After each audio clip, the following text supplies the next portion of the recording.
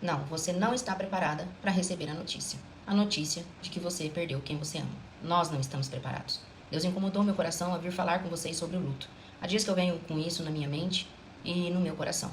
Eu não sou psicóloga, mas eu vou falar com vocês sobre o luto. Vou falar com vocês sobre algo que eu já passei e não foi fácil. Nós não estamos preparadas para receber essa notícia, para passar pelo luto. E as pessoas não estão preparadas para lidar com as pessoas enlutadas. Quando nós recebemos a notícia, nós recebemos um choque. Não queremos acreditar naquilo que estamos ouvindo. Eu senti, no meu caso, como se tivesse aberto um abismo debaixo dos meus pés.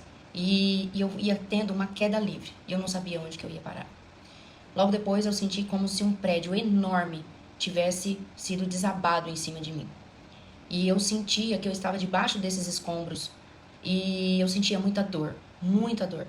E eu sentia como se eu estivesse sangrando. Eu sentia literalmente o sangue escorrendo dentro de mim. Foi uma sensação horrorosa, uma sensação horrível. A caminhada, ela não foi fácil. Foi um ano muito difícil. Na realidade, foi mais de um ano. O luto, ele tem as suas fases. E cada pessoa passa por ela de acordo com a sua personalidade. Outras vão ficar estacionadas em alguma dessas fases e outras vão ficar ali aprisionadas nela. O luto, ele não é somente sobre a dor de perder alguém.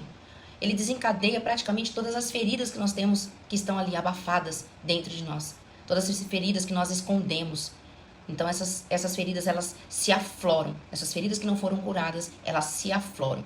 Como eu disse no outro vídeo, a maioria de nós não temos mimimi. E sim uma dor, um trauma, uma ferida, né? Várias feridas.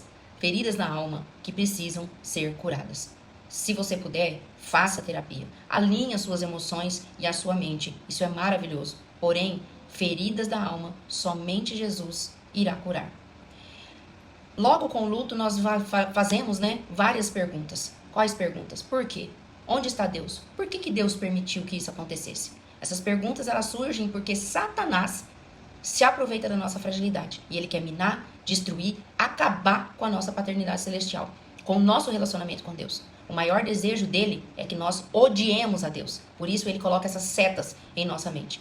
A palavra de Deus, ela é muito linda, pois ela nos traz conforto e consolo. Deus nos ama e ele não nos abandona. A Bíblia, ela compara a vida como um sopro ou uma sombra passageira. Uma lembrança de que, embora nós tenhamos aqui neste mundo responsabilidades e planos, muitos sonhos, a nossa jornada aqui, ela é breve e a nossa esperança está na promessa da vida eterna. E essa mesma promessa nos dá esperança de um reencontro com os nossos entes queridos, com as pessoas que amamos. Tem algo muito importante que nós precisamos entender neste processo do luto, principalmente, na realidade, em todos os processos da nossa vida. Nós precisamos permitir que Deus conduza todos os processos, principalmente o processo do luto, curando de maneira completa e profunda tudo que está ferido.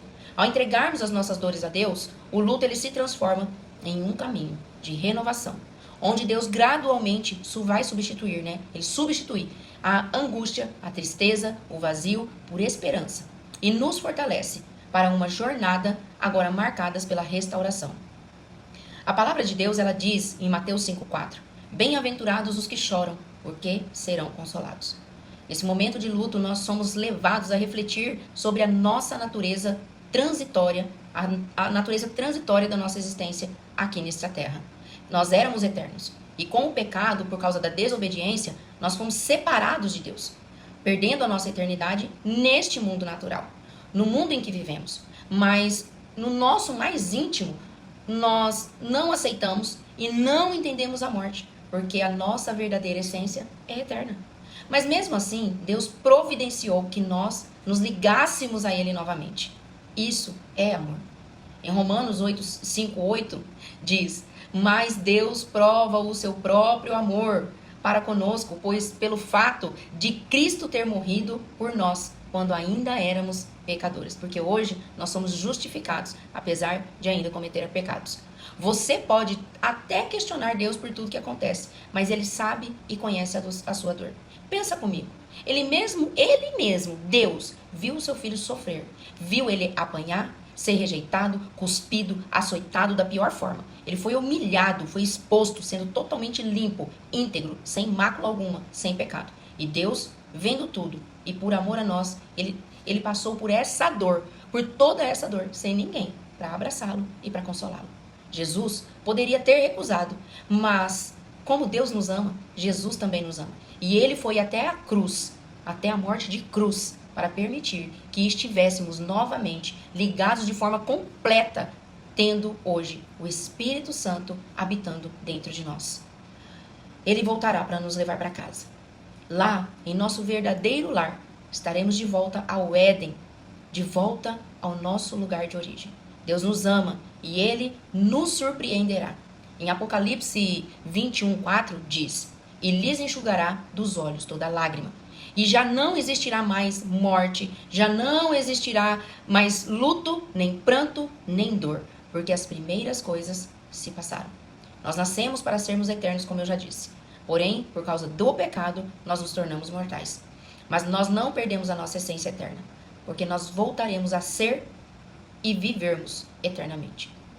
A Bíblia, ela nos relata isso de forma muito clara.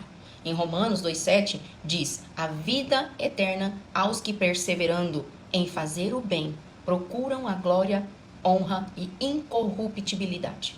Então nós vivemos num mundo corrompido e é por isso que existe a morte. Em 1 João 2,25 ele confirma, e esta é a promessa que ele mesmo nos fez, a vida eterna. Eu trouxe esses versículos para vocês, mas tem muitos outros que falam sobre isso, né? Nós jamais podemos nos esquecer de que Deus é conosco e Ele não nos abandona. Ele não nos abandonará. Mesmo que em meio às nossas dores, Ele sempre estará conosco. Ele sempre será por nós. Ele sofre por nós. Ele experimentou do mesmo sentimento que nós. Ele não é alheio às nossas dores, às nossas angústias, às nossas tristezas, às nossas frustrações e aflições. O que precisamos internalizar em nossa mente e em nosso coração é que mesmo em meio a tanta tempestade que vivemos, em meio a tanta dor, tanto do luto ou por outras coisas, né, de não entendermos o sofrimento, Deus tem que ser suficiente. Se é dele, para ele voltará. Nós não voltaremos para Deus somente se por própria decisão nós o rejeitarmos. Deus, ele diz para nós todo o tempo, todos os dias: eis que estou à porta e bato. Se nós girarmos a maçaneta, ele, que é o nosso Pai, o nosso Abba Pai, que está no céu, ele entrará e fará morada. Ele vai nos tratar, ele vai nos curar, ele vai nos restaurar, ele vai nos libertar e nos transformará. Ele está nos dizendo que eu estive com você, eu estou com você e sempre estarei com você e por você. O luto, ele dói, mas em Cristo, o luto, ele não é o fim. Ele é o caminho do consolo e da esperança da vida eterna. A esperança eterna. Amém.